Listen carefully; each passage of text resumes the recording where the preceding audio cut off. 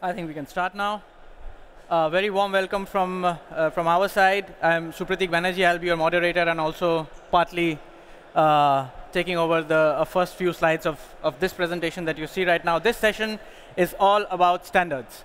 So where we like to start is always a starting point, and this is that starting point, which is the introduction of the G3.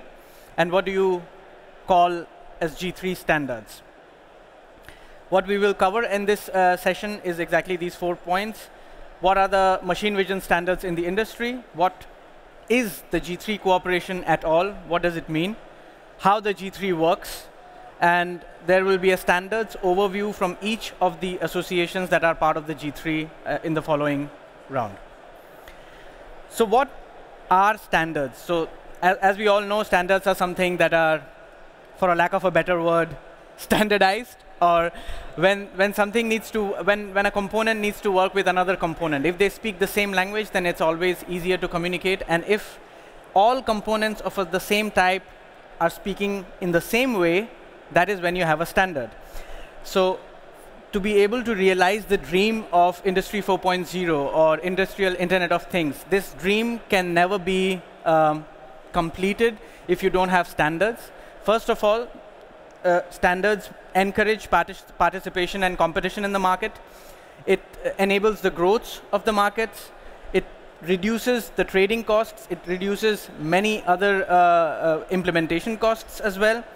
It's in a way it enables others to communicate at the same level field who are following the same standard. And that is why we know, and it's an established fact, why standards are at all important to realize the dream of Industry 4.0. Coming to machine vision. Machine vision is such a field which is special in a way that there are many, many different types of components that are needed to realize an application. In this slide, for example, you see there is a programming interface, there's a PLC, there's a vision box, there's a frame grabber, lens, lighting, sensor, optics, and the list can just go on. And the variety of machine vision systems is such that even this small device, a small sensor, is an entire vision system. And a room full of sensors, a room full of computing devices is also a vision system. So in this case, the need for standards is even more important. So as you see, there are different standards which solve different problems for different aspects of a vision system. Here, there are some typical examples. GenICam, IIDC2, you will hear these terms or you will know a little bit more about these standards in the following slides. But what I want to really express with this slide is there is a plethora of standards, even if we are talking about machine vision as one field. And all of these standards are being independently being developed by independent associations or bodies. So how do we communicate the fact if a standard is being developed in Japan, for example, and if something is being, on the similar lines, is being developed in the Americas, or let's say in Asia, for example, somewhere else, not in Japan, you can end up solving the same problem in different ways. And this is the reason we have this international cooperation that is known as the G3. Under the umbrella of the G3, machine vision associations or bodies that develop these standards come together under the same roof. So we have the A3, represented by Bob here. We have EMVA, represented by Thomas. We have VDMA, represented by myself. And we have the Japanese Industrial Association for Imaging is Sakuma-san here. One important association is missing on the stage right now, but definitely not missing in presence is the CMVU, which is the Chinese Machine Vision Association. The only aim of the G3 is to collaborate with each other so that there are no duplicacies, there are nothing, we are not reinventing the wheel. If someone has developed a standard for something, we take it, we push it, we use it, and we promote the same in other parts of the world, or at least in the region that we cater towards. The 5 main goals of the G3 as a body are openness of standardization working groups. So whenever there is a standardization working group coming on from one of our associations, we inform the other ones, hey, we are coming up with a new standard, this is solving this problem, and that is what we are going to push forward from now on. That is first, openness, global dissemination and endorsement of the standards that are already being developed under the G3 umbrella. So that is a promise that we also promote the standards being developed by our partner associations. New standardization projects. If we think that there is some problem that is not yet solved and we need another standard to solve that particular problem, we approach the G3 and say, do we have something like this? And if the G3 says no, then we go ahead with the standardization project. We ask the G3 if we are allowed to develop something in the same direction. As soon as the G3 says yes, then we go ahead and do it.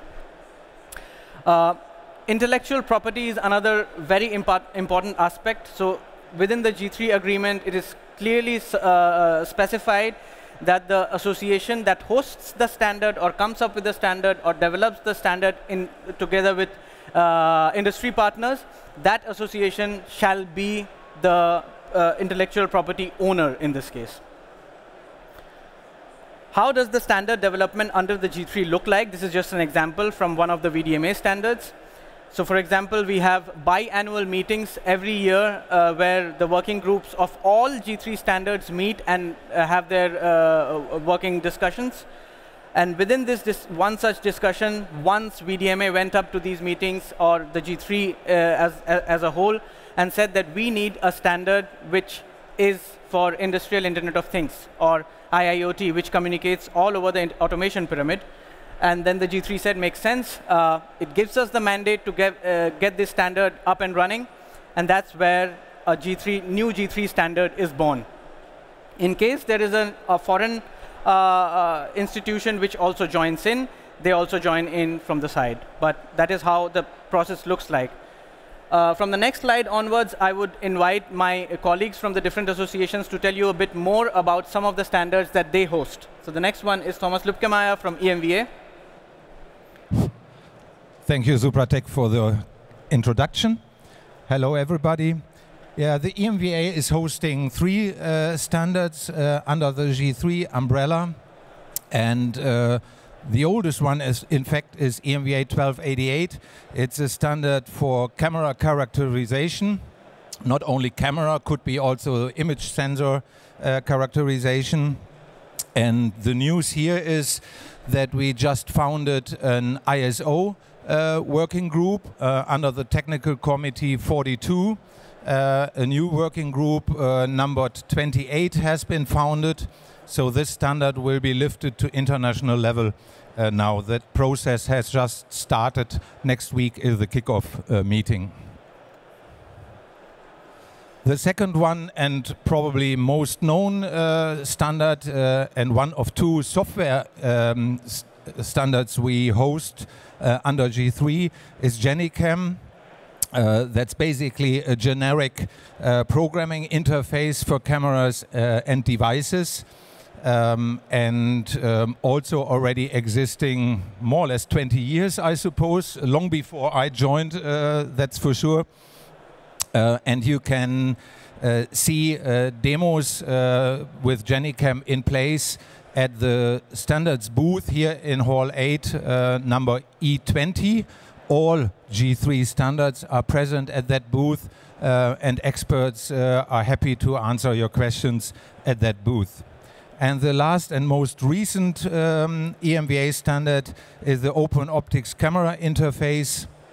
That is basically targeting the possibility that today you can, let's say, automatically change the lenses of cameras, or the lens parameters of cameras. That is a quite new working group, and for all working groups, we are happy for everybody who wants to join and actively contributing the further developments. Thank you very much. Next up, Bob Makara from the A3, presenting the A3 standards. Here you go. Hello. A3 has 4 interface standards. Camera Link was the original standard in 2000, which paved the way for all the other interface standards. Mainly a hardware standard connecting the national semiconductor chip from the transmitter to the receiver, defining the pinouts. Remarkably fast. It's still very popular. The successor to that is CameraLink HS. It's featuring both copper and fiber interface from 2012. The update is we have a clear roadmap for the standard, an IP core to 50 gigs. We're also looking at a small optical connector project where we're pinging the industry. There are a number of standards going optical, which is the future, and getting a small connector on the camera end is incredibly critical to the industry. GigaVision is the Ethernet digital interface standard. Easy to network cameras, multi-camera applications, long reach, 100 meters with cable. The big news is GigaVision 3, which you'll see around the hall a little bit. We're hoping to release in 25, adding a new streaming protocol utilizing Rocky V2 for vastly increased speeds. It will need optical as well. And our last standard, USB 3 Vision, is the plug-and-play interface standard. New silicon is pending, which will increase speeds to 10 and 20 gigabits per second. Thank you. Next up, Jia Tsuneo Sakuma. Thank you. And Jia has 8 working groups about machine vision industry, and I pick up 4 of them. First one is CoExpress. CoExpress is a standard that specifies the mechanical and digital interface between imaging module and a frame grabber using coax cable. And it's developed at 12.5 gigabps. And we are talking about a fiber version 1.0. And we are now discussing the speeding up capability study. And 25 gigabps over CoExpress cap-up discussion started for version 3.0. Next will be IIDC2. This is a software interface between camera and interface. And this is designed on the simplicity and extensibility with considering the affinity of GenCam. And another keyword is register base. So you don't have to remember all the name convention from a big library. So this is the biggest point. And the now version is 1.2 and 0 is usable, and gathering idea for version 1.3 is our status. Next will be lighting.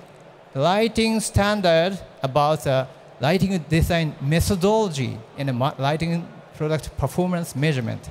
This means that we have 3 kinds of lighting in the machine vision industry, and the direct reflection or through and scattering and between them mixture.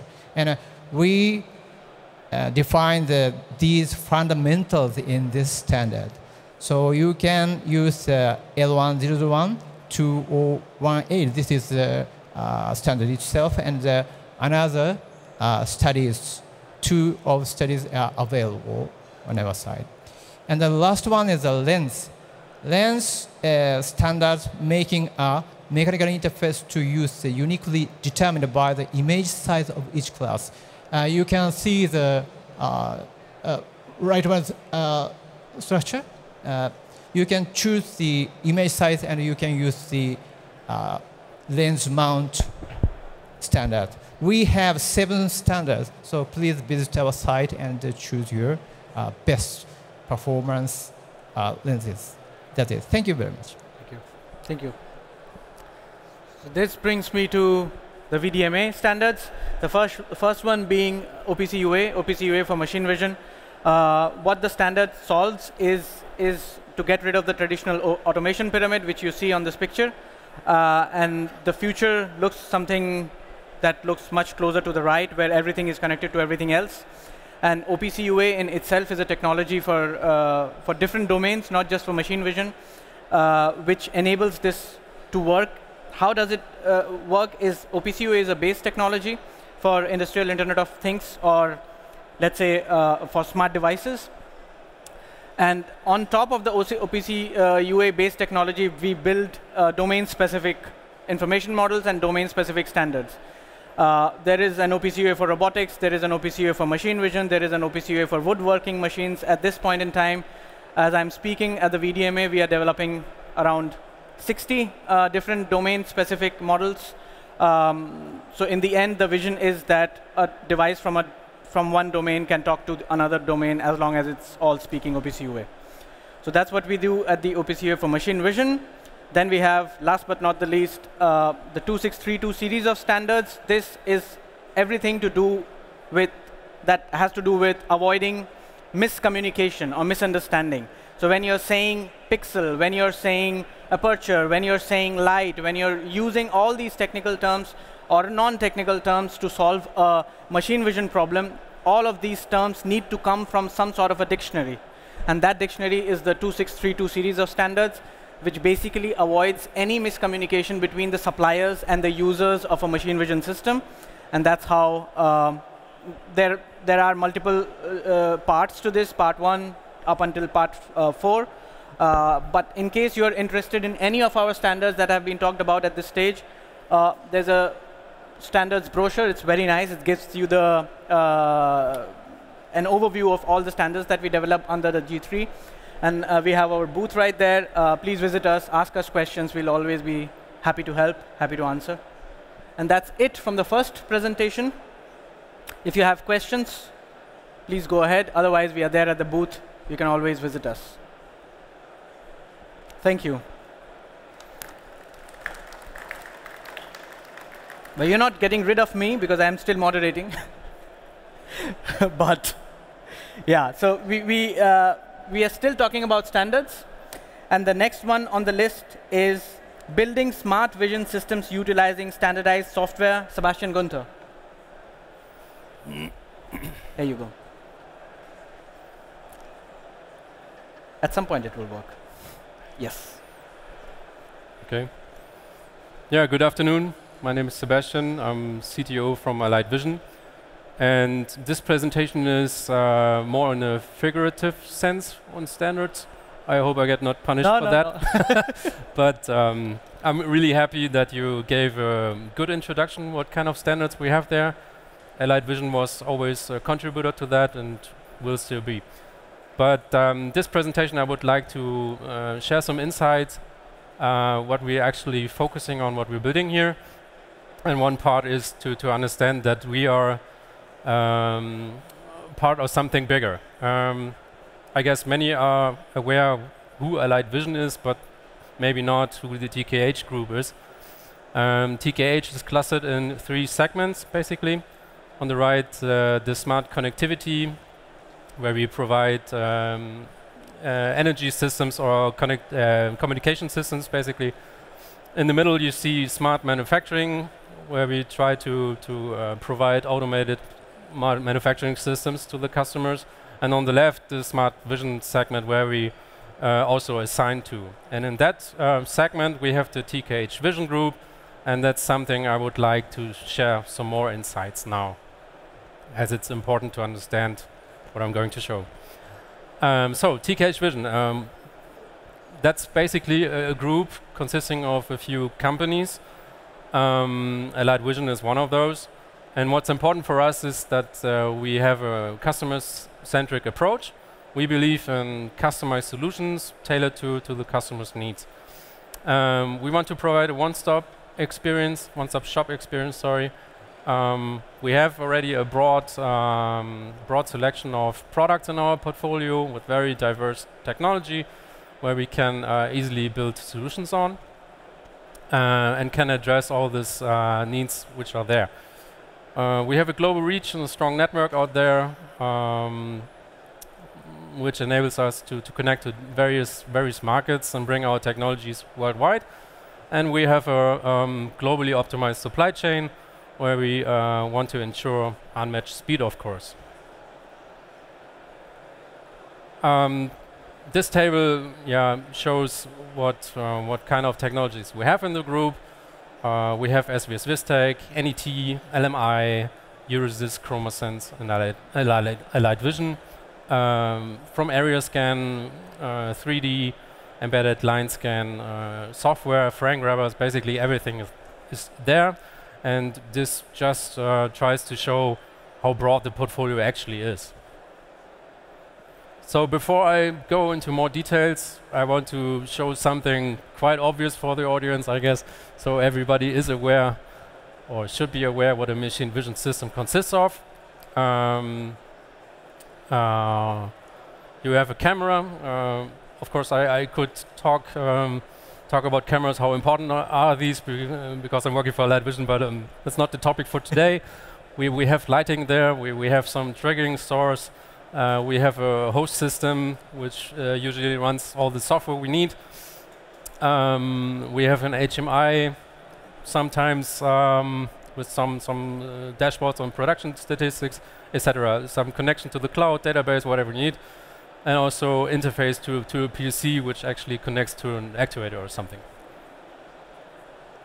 I want to talk a bit further about the host system, as I believe the host system plays a major role in that overall system. As it usually runs the software, customers or we are confronted with a lot of complexity. So it has to analyze, process the data we get from cameras. We need to interpret those and have to have a decision in the end. On the right you see an illustration which hopefully shows the complexity a bit. At the bottom you have the host platform where you try to come up with all the different processing platforms you have, the operating systems like Windows, Linux, etc. Embedded platforms, classic PCs, and you need drivers for those. And above that, since you want to solve a vision problem, you need some image analysis block, an image processing library, you need an SDK to your camera or frame grabber. Maybe you need some third-party libraries which are more market-specific, multimedia framework, you name it. There's a multitude of possibilities there. System interfaces, as said, to the cloud or database or to a PLC.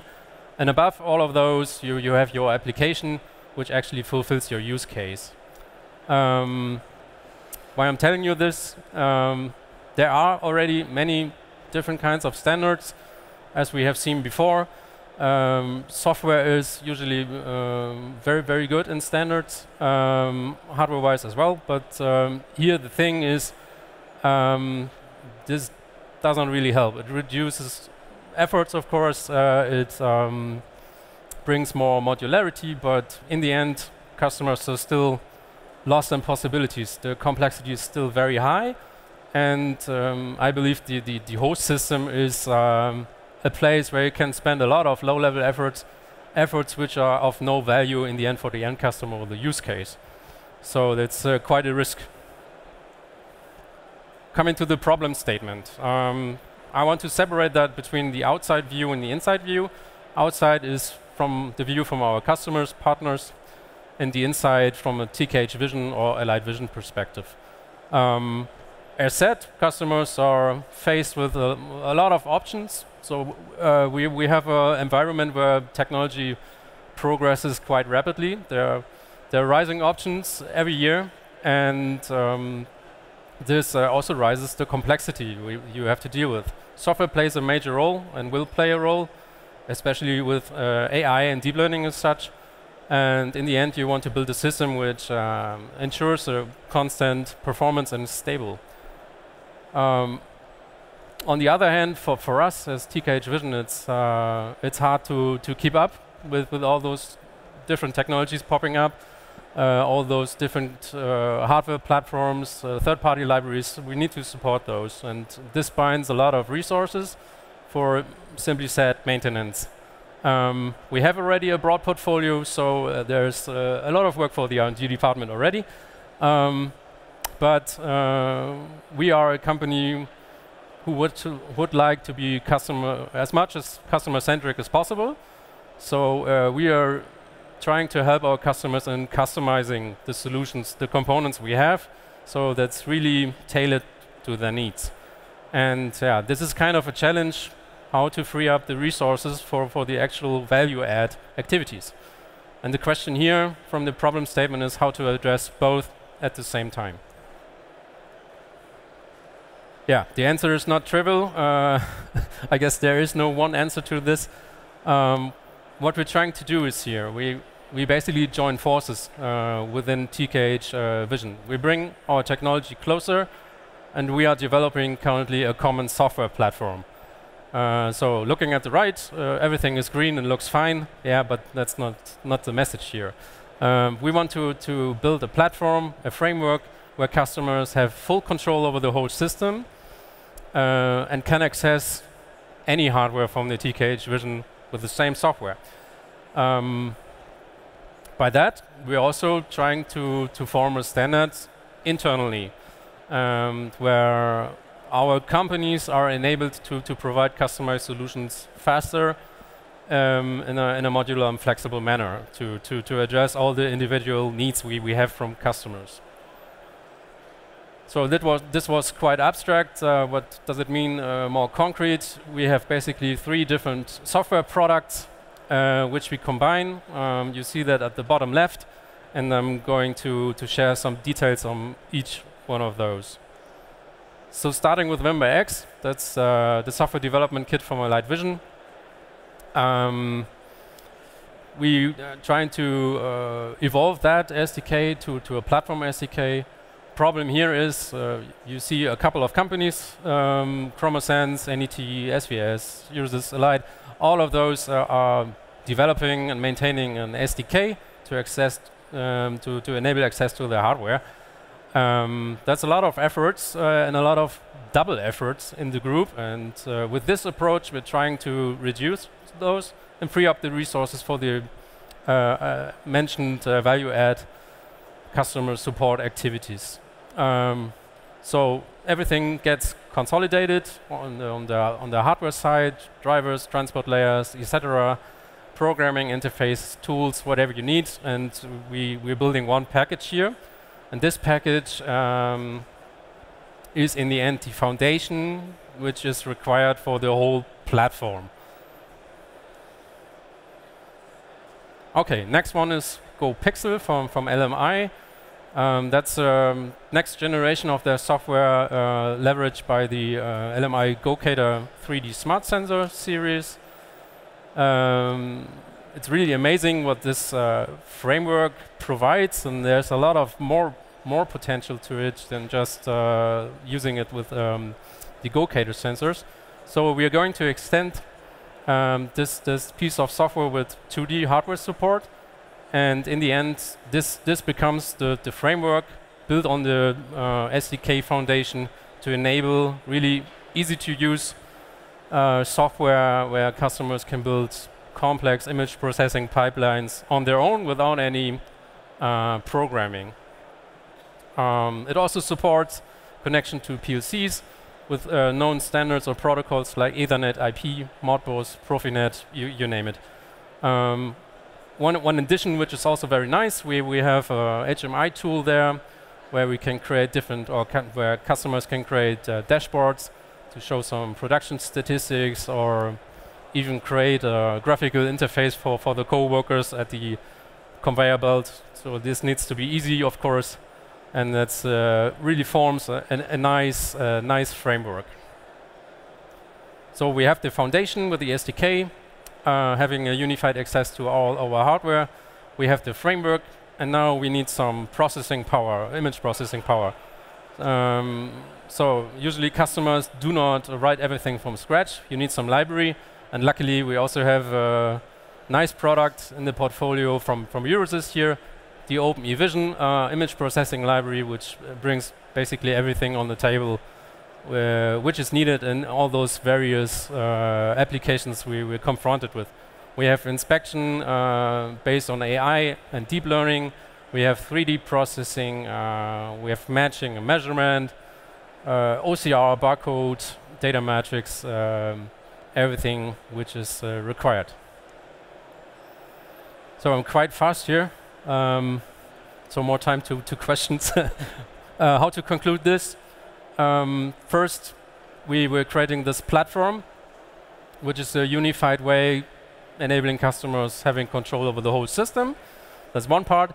And the other part is internally freeing up our resources and having those resources available for actually value-add activities at the customers, as we want to provide customized solutions in the end. And both can be seen as setting new standards for the outside world and for the inside world. Yeah, thank you for your attention. If you have any more questions, we have a big booth. I'm not sure about the number. It's in hall 10 right there. Please come by. We have a lot of competent colleagues there. And I'm also happy to share more insights if you're interested personally. Thank you very much.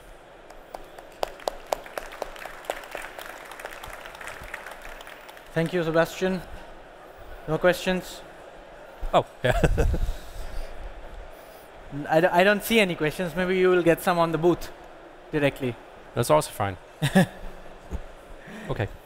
So let's move on to the next one. Maybe they will set it up. So the next one is really about standards. It's about GigaVision, right? GigaVision, the path to 100 GB per second data rates. So I give the stage to you. Thank you very much. So, thank you for your interest here. So, what I want to explain you, Bob announced already, GigaVision 3.0. I want to give you a little bit more technical details about the changes, what we have to expect. First with the motivation, why do we need a new version? Then what are the technical ideas, what we will do with GigaVision to reach 25G, 100G, Bob mentioned 400G, so this is a long-term goal. And yeah, at the end, some technical requirements to really efficiently use that.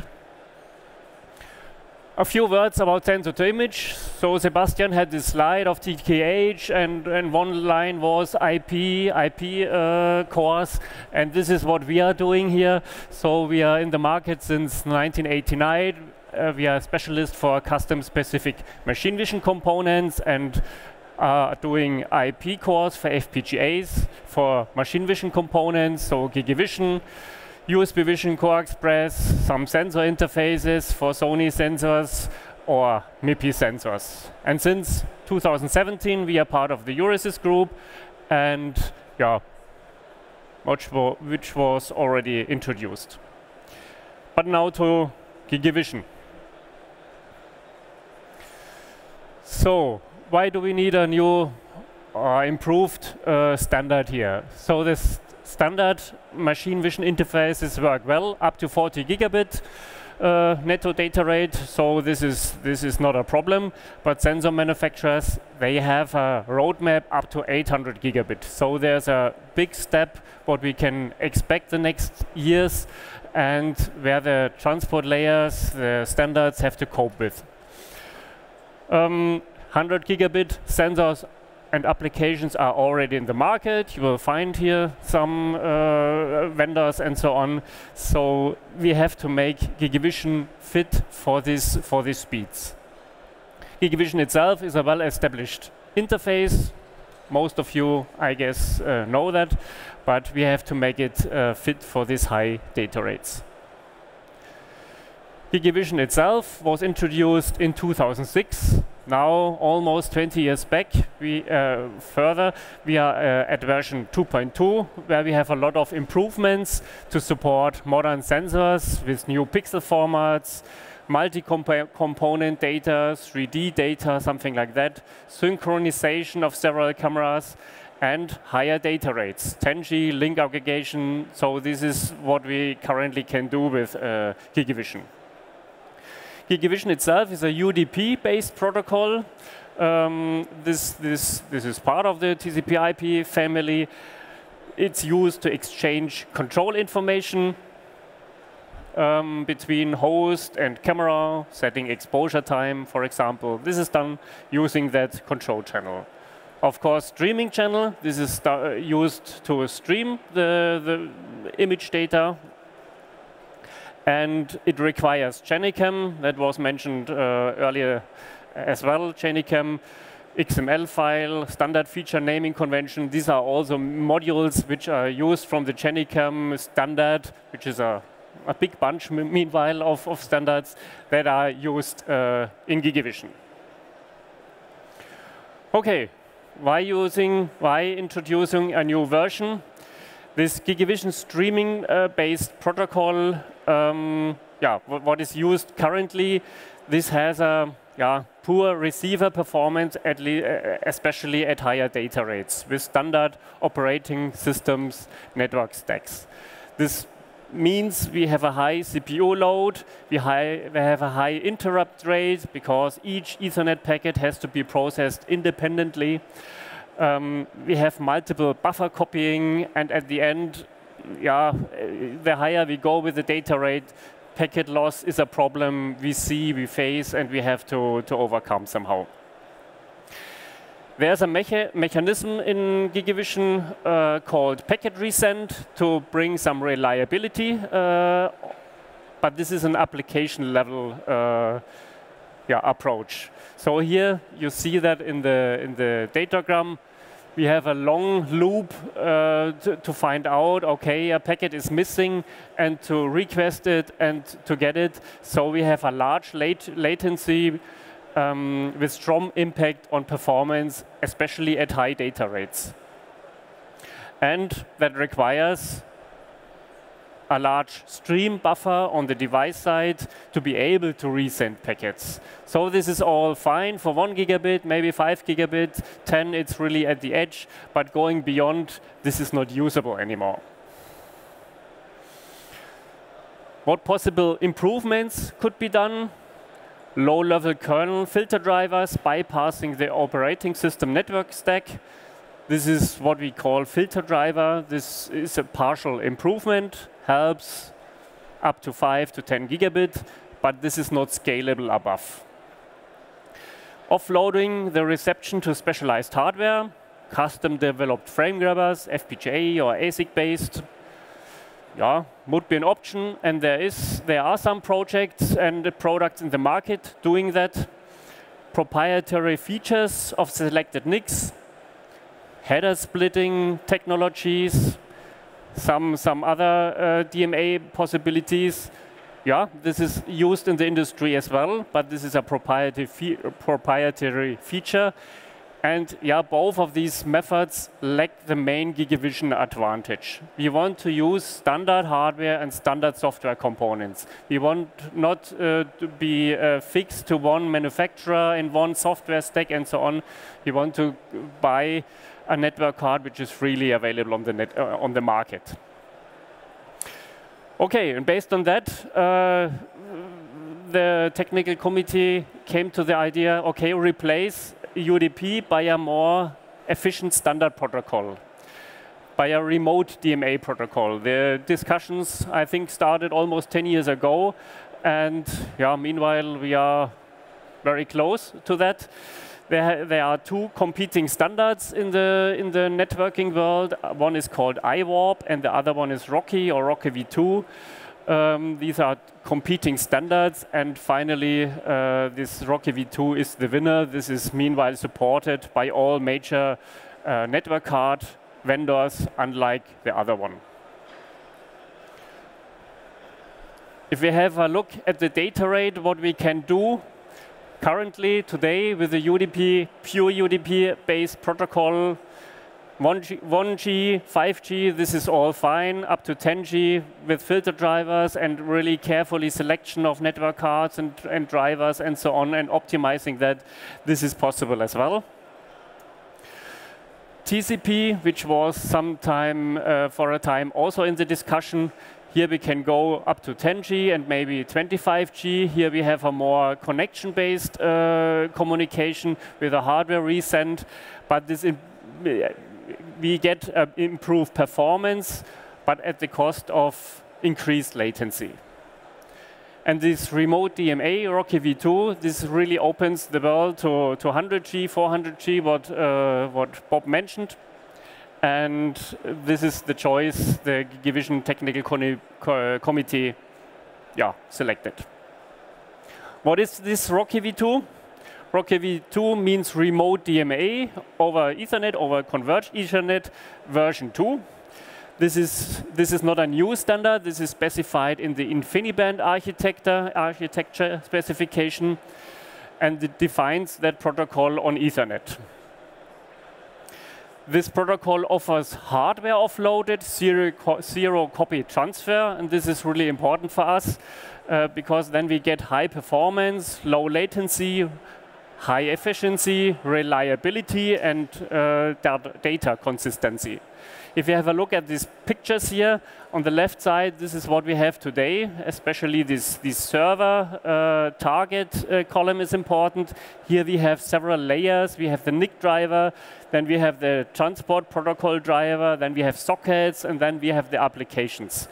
And these are several levels which cost us performance, and this is overcome with the ROCE V2.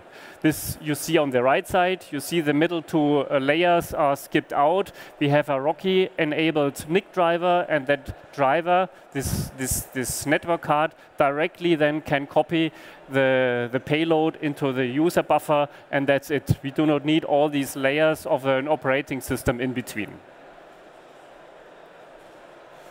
What are the highlights? It's an industry-proven standard.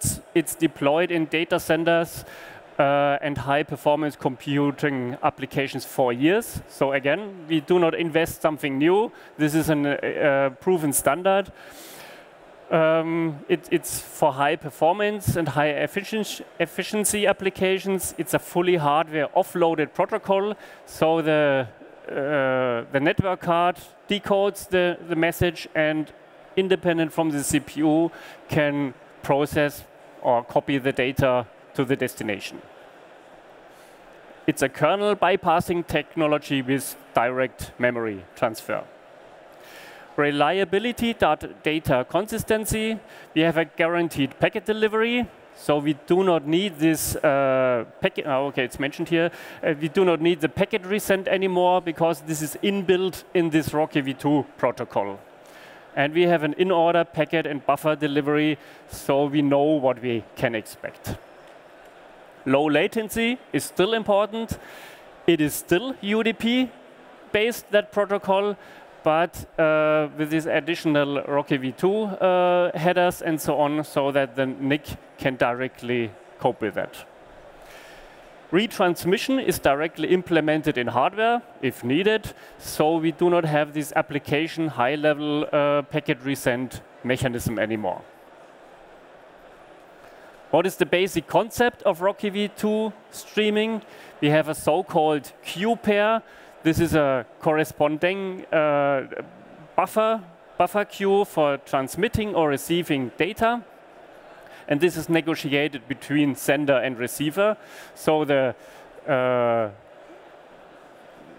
we use the send transport function, so-called. ROCE V2 is a very big protocol. We use in GigaVision only a part of it, so that the footprint, the implementation is still reasonable. And using these queue pairs, the sender knows where to write the data and vice versa. Hardware support, it's a fully routable protocol based on Ethernet and UDP IP. It is so natively supported by any Ethernet switch and router, so we do not need special equipment for that. And ROCE V2 is natively supported by most of today's higher-end or mid-range NICs. So these are typically 10 or 25 gigabit cards with optical fiber interface, but there are already some with copper interface. NVIDIA, Mellanox cards support ROCE. This is a little bit the gold standard what we use for best performance and compatibility. Newer Intel NICs and chipsets support ROCE V2. Marvel chipsets supports that, and Broadcom. What impact has that change of the protocol on a typical design? So if you speak about an FPGA-based implementation, so the FPGA logic resources are more or less comparable. We need more local memory for packet buffer, but on the other hand, we do not need external memory anymore. So roughly, you see it here in the bars, this is very similar. The good old GigaVision streaming protocol packet resend function needs external memory. The Rocky V2 implementation needs only internal buffer because the handshaking is much faster and we do not need to buffer full images anymore. What is the implementation status? Now, out of our perspective as IP provider, so we have a working prototype, a preview, GigaVision device IP core according to the GigaVision version 3 specification draft. So this is implemented. You can have a demo at our booth in Hall 10. Rocky V2 streaming at 25 gigabit using the reliable connection send. This is the special term. Transport function is implemented. GigaVision also makes GenDC, another GenICam module, mandatory for streaming with remote DMA. This is implemented as well. And on software side, Euresys eGrabber, GigaLink, the host side software supports that as well.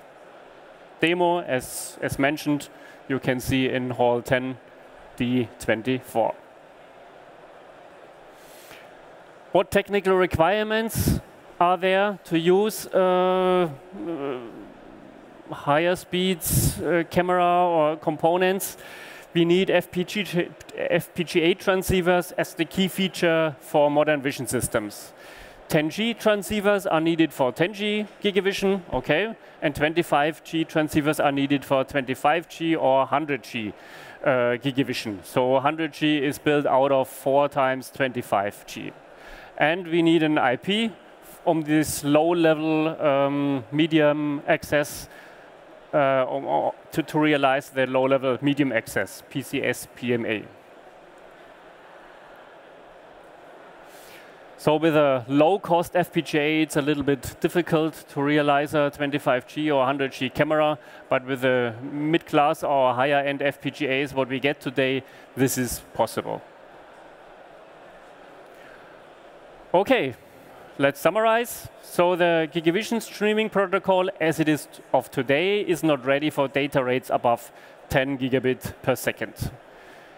The GigaVision Technical Committee decided to use a subset of the Rocky V2 protocol, the reliable connection send, as a low-level transport protocol for Ethernet streaming at 25 gigabit per second and more. GigaVision 3.0 will include the Rocky V2 protocol as streaming protocol, and we as sensor to image have a first implementation of an FPGA IP core supporting the upcoming GigaVision 3 standard. The final release, as Bob mentioned, should be somewhere next year, but at least for early adopters and so on, this is available more or less today. Thank you. 2 minutes left, if there are questions. Thank you. Thank you, Matthias. If you have questions, please go ahead now with your questions. And if not, then we will end the session. The next one is about to start. Thank you so much.